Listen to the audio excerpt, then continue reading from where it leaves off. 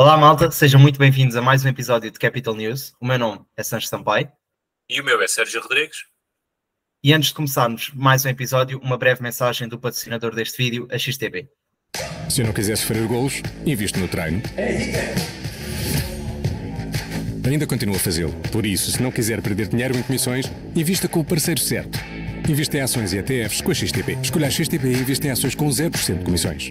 Portanto, como de habitual, já sabem, se quiserem começar a investir, podem utilizar a corretora XTB como uma das disponíveis no mercado para começarem na vossa aventura sobre os investimentos financeiros. E trazendo aqui a nossa primeira notícia, neste caso, um artigo, é a importância da literacia financeira.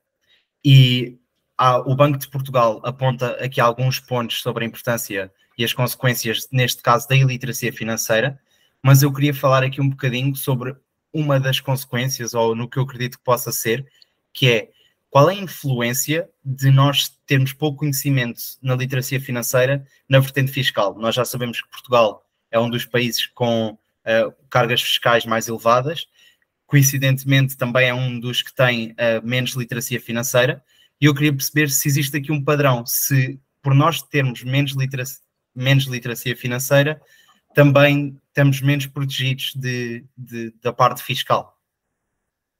Obviamente que as coisas estão relacionadas, não é? A literacia fiscal ou o desconhecimento fiscal está diretamente relacionado e faz parte da iliteracia financeira, e Portugal claramente continua nos últimos lugares. Há alguns sinais de melhoria, houve aqui um relatório em julho que já mostrou ali numa ou outra componente que já estamos um bocadinho melhores do que estávamos em 2020, mas ainda assim não é nada de brilhante, ainda há aqui muito trabalho para fazer, e obviamente que a literacia fiscal faz parte da literacia financeira. E a maior parte das pessoas desconhece completamente como é que funciona o IRS, por exemplo, que é uma coisa que afeta qualquer pessoa que trabalhe, salvo raríssimas exceções que estarão isentos por algum motivo, mas isto são muito poucas pessoas. As pessoas não fazem ideia como é que funciona o IRS, como é que ele é calculado, sobre o que é que incide, a questão dos escalões, da progressividade, as declarações de IRS, que é uma coisa que toda a gente faz, a maior parte das pessoas não faz ideia como é que ele funciona, e depois acaba por ter impacto porque, por exemplo, na questão da declaração de IRS, há muita gente que faz o preenchimento automático da declaração. E está mais do que provado e documentado por vários contabilistas que, na maior parte dos casos, tem erros. E na maior parte dos casos, as pessoas ficam prejudicadas nos seus reembolsos de IRS porque a declaração automática não considera uma série de coisas que devia considerar e as pessoas são diretamente afetadas no valor que têm a pagar ou a receber. O problema é que as pessoas não sabem como é que é onde fazer o seu IRS. E então carregam lá no botão automático, aquilo dá um valor, as pessoas, como não fazem ideia como é que aquilo é calculado, segue e às vezes ficam lá umas dezenas ou umas centenas de euros para o Estado. Por isso, claramente que percebemos como é que a parte fiscal funciona é extremamente importante, não só como é que nos afeta diretamente, e eu falei do IRS, mas podemos falar do IVA, por exemplo. O que é o IVA? Todos nós, em qualquer consumo que fazemos, mais uma vez, salvo algumas exceções, estamos a pagar IVA. E se perguntares aí na rua quem é que percebe o que é o IVA e como é que ele funciona, para que é que ele serve e como é que ele é calculado, a maior parte das pessoas não faz ideia. E isto sem falar depois dos 1.500 impostos diferentes que temos sobre tudo e mais alguma coisa, até ao limite do famoso imposto de selo que afeta tudo, mas de formas diferentes e ninguém sabe muito bem já porquê. Mas a verdade é que pagas imposto de selo sobre tudo e mais alguma coisa. Por isso, claramente que sim, o desconhecimento fiscal ou a iliteracia fiscal é uma parte importantíssima da iliteracia financeira e que acaba por ter todos estes impactos na nossa vida. Se nós soubermos melhor como é que o sistema fiscal funciona, não só poderemos lá estar a beneficiar mais com ele porque sabemos as suas regras, mas também conseguimos, por exemplo, quando é o momento de votarmos nos nossos governantes, perceber qual é a política fiscal que cada um defende e perceber o que é que nos faz mais sentido. E aqui não quer dizer que os que são mais à direita são sempre melhores ou à esquerda é que são melhores, não é isso. Cada um, depois, obviamente, tem as suas ideias diferentes.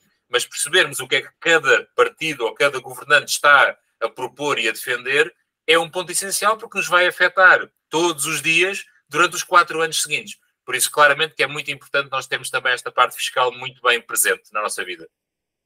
Exato. Esse até é um dos pontos que eu gostava de realçar, que é eu, e acredito que a maior parte das pessoas, sinto-me muito desconfortável a ter que tomar uma decisão, a votar, a fazer o que quer que seja, sem ter um conhecimento sobre aquela matéria. E o que acontece muitas vezes é que muitas pessoas vão votar. Claro que votar num partido ou num político não é só pela parte fiscal, mas também é, e é uma parte importante disso.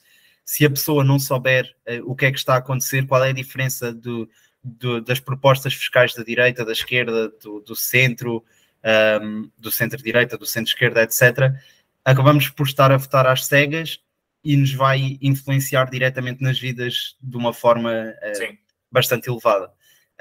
E isso também correspondente a uma vertente que eu queria aqui desmistificar e que foi aqui desmistificado, que é muitas vezes as pessoas pensam que literacia financeira é só onde é que eu vou investir o meu dinheiro. E agora nós estamos aqui a abordar outros pontos também daquilo que é a literacia financeira, que é como é que a literacia financeira está relacionada com a parte fiscal. Isto aqui só para salientar o ponto de que estar financeiramente literado não significa só saber onde é que eu vou investir o meu dinheiro, mas também saber para onde é que ele vai, como é que ele funciona, onde poupar, etc. Muitas outras vertentes que acabam por, se calhar, não ser tão exploradas, mas que também têm um impacto tão grande ou às vezes maior do que outras vertentes da literacia financeira. Sim, e eu posso dar um exemplo só mesmo muito rápido em relação, por exemplo, à questão do IRS sobre o rendimento do trabalho, sobre o ordenado, não é? Há inúmeras formas de tornar o ordenado fiscalmente mais eficiente. Ou seja, porque há diversas componentes, e atenção, isto é tudo perfeitamente legal, como é óbvio, nós não estamos aqui a falar de nada, não estamos a falar de dinheiro no envelope debaixo da mesa, não é nada disso. Coisas no recibo de vencimento, legal, tudo certinho, mas há alguns tipos de remuneração que são isentos ou de IRS, ou de Segurança Social, ou dos dois, okay? Para maximizar o valor líquido que nós recebemos. E se as pessoas, e quando digo pessoas, podem ser trabalhadores ou as pessoas das empresas, né? Os dois lados da equação. Se souberem isto, toda a gente pode chegar a ganhar e ser mais beneficiada com estas eficiências fiscais, legais, mais uma vez, não se metam em trabalhos, mas há formas de ser fiscalmente mais eficiente no nosso ordenado, por exemplo. Okay? E isso é literacia financeira pura e dura, é saber como é que o mundo fiscal funciona e o que é que nós podemos aproveitar da melhor forma do que aí vem. Certíssimo.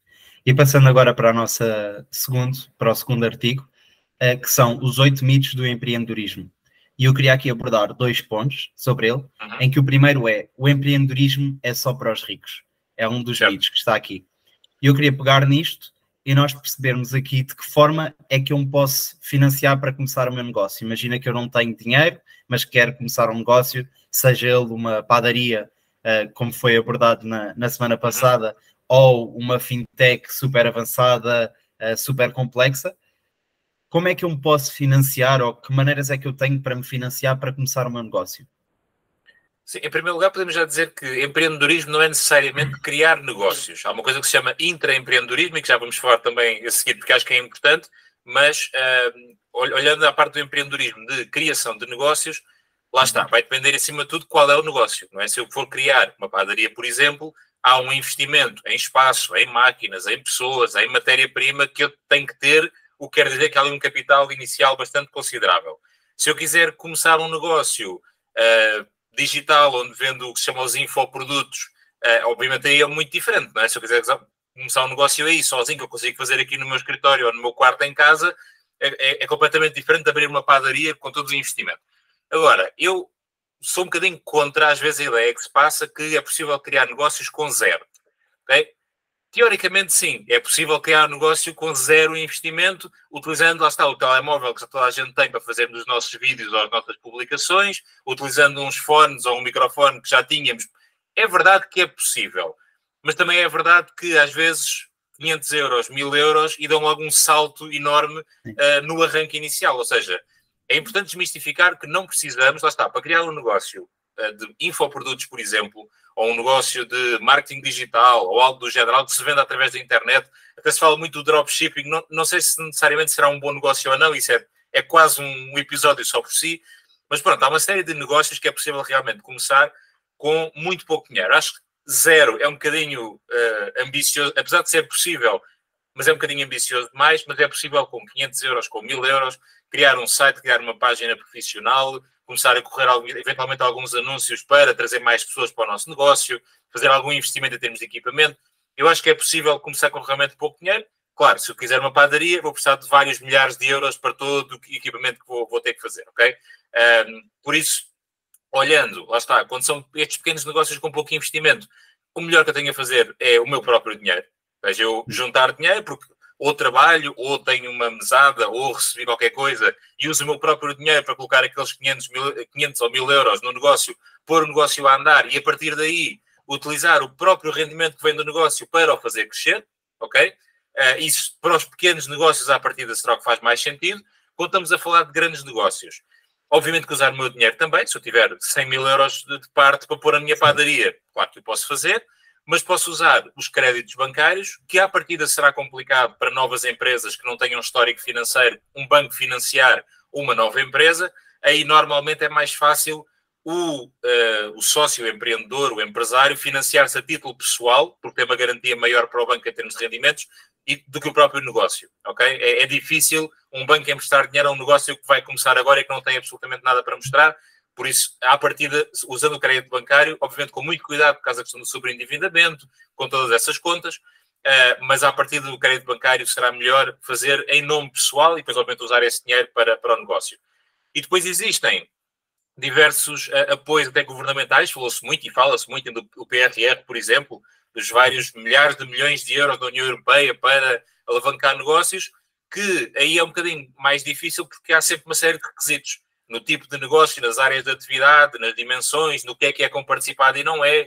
Agora, obviamente que é sempre importante, e há empresas cujo trabalho é exatamente isto, nós falamos com eles, dizemos, o nosso negócio é este, e eles conhecem todos os apoios que existem e dizem, olha, podemos usar este ou não. Há empresas que fazem este trabalho que se chama incentivos, uma área de incentivos, que faz exatamente isso. E depois temos o investimento privado, que lá está, que pode ser através de outras pessoas que nós realmente conhecemos e conseguimos lhes vender a ideia do nosso negócio e eles se tornam sócios do negócio, ok? E decidimos ali uma distribuição da participação, ou então através dos angel investors, dos investidores anjos, digamos assim, que depois também há muitos eventos, por exemplo, da ANJO, da Associação Nacional de Jovens Empresários, faz uma série de eventos com estes angel investors, e depois há outras empresas que têm também estas pessoas lá, estes fundos de investimento, digamos assim, onde nós podemos apresentar a nossa ideia, um bocadinho à semelhança do Shark Tank, apresentarmos a nossa ideia de negócio, e se conseguirmos convencer alguém que aquilo é uma boa ideia, termos alguém que está disponível para arriscar o seu capital e colocar no nosso negócio. Por isso eu diria que opções não faltam, ao contrário do que às vezes se pensa. Dinheiro não falta. O mundo tem muito dinheiro e há pessoas com muito dinheiro que estão tranquilas para meterem 10, 15, 20 mil euros no nosso negócio. Que se correr bem, corre. Se não correr bem, também não as chateia absolutamente nada. E por isso, dinheiro existe, é uma questão de irmos atrás dele. Certíssimo. E agora, antes de passarmos para a outra parte, gostava que tu abordasses um bocadinho essa parte do intraempreendedorismo e como é que ele funciona, porque neste caso, no intraempreendedorismo, não temos tanta parte monetária, não é? Não é tanto um problema.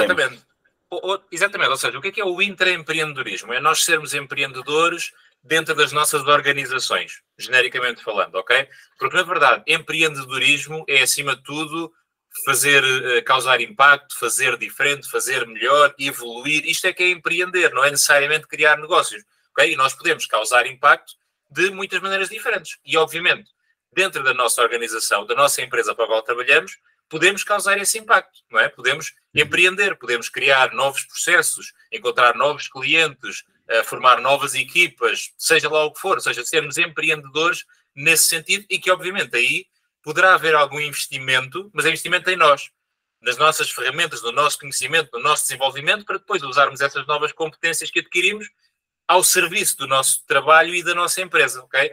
Qual é o problema? A maior parte das pessoas, e aqui não é uma coisa só portuguesa, mas os portugueses são um ótimo ou um péssimo, depende do ponto de vista, exemplo disto. Que é esta perspectiva do, não, eu estou a trabalhar numa empresa, por isso, alguém me há de dizer o que é que eu tenho que fazer, eu estou aqui e faço o que me disserem para fazer, ok? Isso, felizmente, está a mudar. Isso era uma realidade e ainda continua a ser em muitas empresas, mas em empresas mais jovens, internacionais, em muitos dos casos, isso está a mudar. E, claramente, valoriza-se muito a iniciativa das pessoas de quererem implementar, de quererem fazer coisas novas, de desenvolver ideias. E isso é ser empreendedor, porque lá está. Se eu conseguir contribuir para que a minha empresa... Eu tenho uma ideia, desenvolvo, implemento, e essa ideia aumenta os lucros da minha empresa em 5%. Eu vou ser muito beneficiado com isso, não é? Porque Primeiro, porque posso ganhar dali uma promoção, um aumento salarial, uma coisa qualquer que contribui diretamente para mim, e a empresa da qual eu faço parte está numa situação melhor, o que também, obviamente, é bom para mim.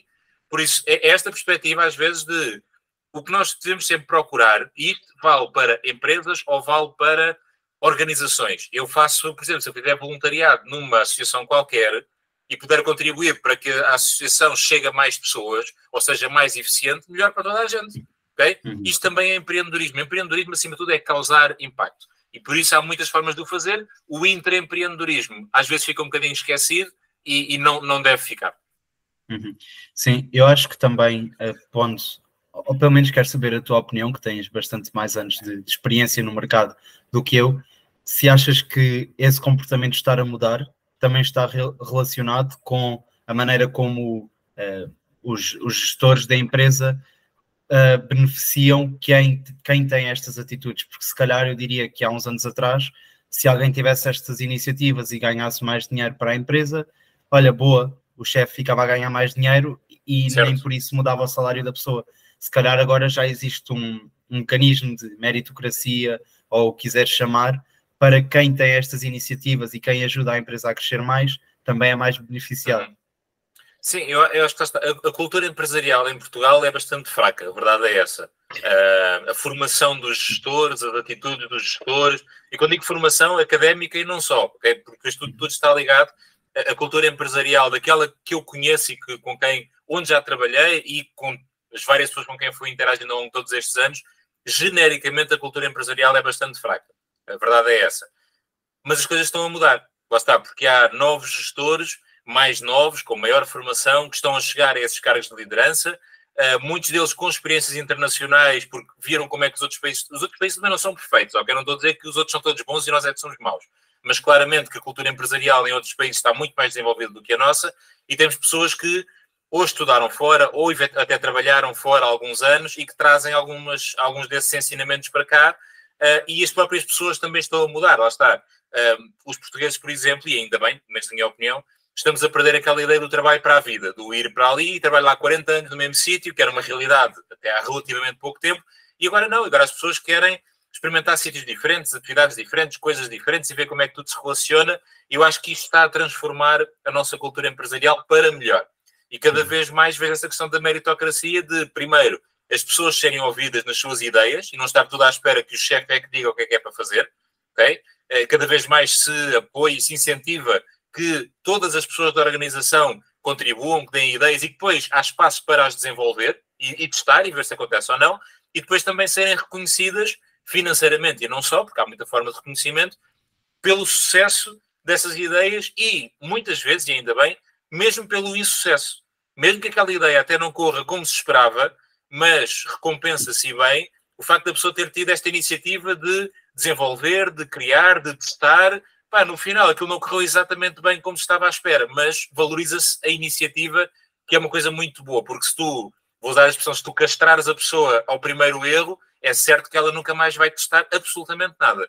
E tem que se testar. A verdade é que empreender também é errar muito, também faz muito parte. E eu acho que até foste tu que disseste, eu lembro-me de uma frase que era: nós pagamos às pessoas para elas nos dizerem o que é que devemos fazer, não para nós dizermos a elas o que é que elas têm que fazer. E é um bocadinho essa mentalidade, pelo menos que se tem visto, ou daquilo que estás a dizer, que incentiva aqui este intraempreendedorismo, à malta ter estas iniciativas. Nem mais. É isso. E ainda relacionado aqui com isto, do empreendedorismo, outro dos mitos é: os empreendedores têm de saber fazer tudo. O que é um mito, não é? Porque, primeiro, ninguém sabe fazer tudo, ou se sabem fazer, não vão fazer bem. E o meu ponto que eu queria chegar aqui é: se nós não sabemos fazer tudo, nós vamos precisar de encontrar pessoas que sabem fazer aquilo que nós não sabemos fazer, certo, para potenciar o nosso negócio.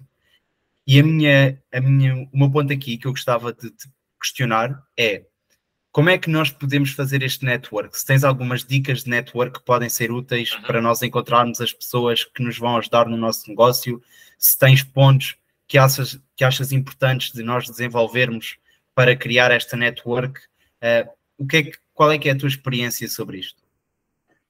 Para desenvolver aqui o nosso networking, isto depois pode ser utilizado para criarmos as nossas equipas nas nossas empresas ou para 1001 outras coisas. Porque eu defendo muito que nunca se conhecem pessoas demais. Não temos que ser todos amigos, obviamente não é isso, mas nunca se conhecem pessoas a mais. Quanto mais pessoas eu conhecer, melhor, porque, e vice-versa, não é? Quanto mais pessoas me conhecerem também, melhor, porque em algum momento poderemos todos beneficiar de nos conhecermos uns aos outros em qualquer coisa. Para mim, a forma mais eficaz ou eficiente do networking é através dos eventos presenciais. Lá está, o online tem muitas vantagens, mas neste tipo de coisas, claramente, o presencial faz muita diferença. E é estarmos atentos aos eventos da nossa área, a área onde trabalhamos, a área onde queremos trabalhar, a área do empreendedorismo, do marketing, seja lá do que for, e estarmos atentos, ou às vezes até áreas um bocadinho fora aqui da nossa zona onde nós queremos trabalhar, mas que nós sabemos que estão lá pessoas que podem ser importantes para nós, ok? Para o nosso caminho. E aí é ir aos eventos. E a verdade é que há eventos a acontecer no país todo, quase todos os dias há um evento de qualquer coisa, uns pequenos, uns maiores. Ou seja, eu tive a oportunidade aqui há uns meses, estar no evento da Ange, ainda há pouco falámos, que eles fizeram no Porto, gratuito, durante a manhã, onde estiveram 3 ministros, ministro da Economia, ministro da... Já não sei quem eram os outros 2, o presidente da Ange, o presidente da Câmara Municipal do Porto, a partilhar as suas ideias, e lá está. Liga-se ao que estávamos a falar há pouco da questão política. Ter a oportunidade, gratuitamente, de estar sentado a 5 metros do Ministro da Economia, onde ele está a partilhar o estado do país, quais são as ideias, o que é que o Governo está a fazer, o que é que planeia fazer. Percebes? E depois lá está, aproveitar aquele momento para, no coffee break, pois os coffee breaks é onde se faz o networking mais a sério, dizer, olha, então, José Manel, o que é que achaste aqui da intervenção do Ministro da Economia? E puxar a partir daí. Acima de tudo, o networking é conhecer pessoas. Agora, uma dica que eu também aprendi há relativamente pouco tempo, lá está, num destes eventos, é que nós temos que ser interessantes antes de serem terceiros. E há muitas pessoas que lá está, têm a oportunidade de estar com o Ministro da Economia, por exemplo, não é? E têm ali 2 minutos com o Ministro da Economia e tentam tirar dele aquilo que puderem. O Ministro da Economia não precisa de nós para nada, vamos ser muito honestos, ok? Tem que ser ao contrário, nós temos primeiro de dar o que é que nós podemos levar, o que é que nós temos de interessante para o Ministro da Economia, o que é que nós podemos oferecer, o que é que nós podemos contribuir, na expectativa de, talvez, quem sabe, termos um retorno qualquer do Ministro da Economia, um retorno valiosíssimo para nós. E às vezes vejo muito deste erro, que é, nós sabemos que um ídolo nosso, uma pessoa que é influente, uma pessoa com quem nós queremos contactar, está num determinado evento, nós até conseguimos estar lá 2 minutos a falar com ele e aproveitamos para vender coisas. Para nos vendermos à pessoa. A pessoa não precisa de nós para nada. Okay? Ao contrário, o que é que nós podemos aprender com ela? Façam perguntas interessantes, tipo, qual é a melhor aprendizagem que teve nos últimos 10 anos? Qual foi o seu maior sucesso? Qual foi... Ok? Não é nós aprendermos com ela. O que é que nós podemos contribuir e pôr aquela pessoa a pensar e a partilhar connosco antes de nós lhe vendermos alguma coisa? E por isso, E depois é repetir. É um bocadinho difícil, principalmente quem seja assim mais introvertido, mais tímido, às vezes é aqui um bocadinho uma pressão social um bocado grande, é ir fazendo. A verdade é que custa um bocadinho ao início, mas depois a coisa no final faz-se, e o que interessa é conhecermos muitas pessoas em áreas diferentes, muitas pessoas nos conhecerem a nós, obviamente, porque isso acaba sempre por ser benéfico mais cedo ou mais tarde. E eu queria só acrescentar aí 2 pontos. O primeiro é, mesmo para essas pessoas tímidas, a cara é uma coisa muito familiar. Nós vermos uma cara, reconhecermos uma cara, passa a ser muito familiar.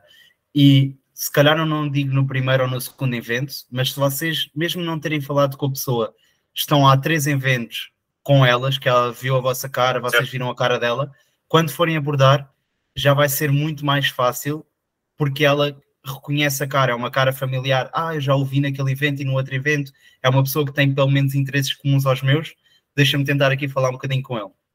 E o outro ponto é, relativamente a essa frase de sermos interessados antes de sermos interesseiros, uma coisa que também pode ajudar muito é estudarmos a pessoas. Nós percebemos, ok, há esta e esta pessoa que nós gostávamos de falar, então vou estudar um bocadinho sobre o background dela, se calhar até andou na mesma universidade que eu, ou esteve na mesma empresa que eu, ou fez alguma coisa que era semelhante a mim, que pode ser o meu ponto de entrada aqui para, lá está outra vez, tornar mais familiar a conversa.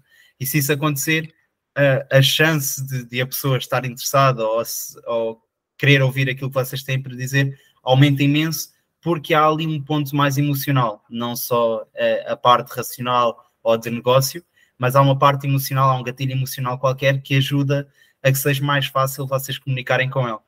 Certo, sem dúvida. Yeah. E para o último artigo, tenho investir com a ajuda da inteligência artificial. Este artigo fala aqui muito sobre análise de dados avançada, modelos de previsão, gestão de risco, negociação autónoma. Tudo isto são pontos muito importantes para investimento, é coisas que nós temos que analisar. Mas eu queria te desafiar a irmos um bocadinho mais na prática e percebermos, ok, que ferramentas é que nós podemos utilizar para isto e como é que elas funcionam, de inteligência artificial. Por exemplo, no teu caso, que ferramentas de inteligência artificial é que tens usado para te ajudar nos investimentos? Certo. Lá está, a inteligência artificial é, acima de tudo, uma ferramenta para nos ajudar a sermos mais eficientes no nosso trabalho, seja ele qual for. E o mundo dos investimentos não é diferente. Uma ferramenta, por exemplo, que se tem falado bastante é uma que se chama FinChat, é o que está referido também aqui neste artigo, que no fundo é tipo o ChatGPT, mas para o mundo dos investimentos. Ou seja, nós fazemos uma pergunta e uma pergunta sobre mostra-me a análise ou os dados financeiros da Apple. E ele automaticamente vai buscar tudo, os rácios todos, os valores e não sei o quê, porque tem uma base de dados por trás e mostra-nos isso tudo e não temos que nós andar à procura da informação, ok? Ou seja, nós podemos usar esses dados muito mais rápidos, porque ganhamos muito tempo aí, porque ele nos mostra logo tudo, para nos ajudar na nossa tomada de decisão.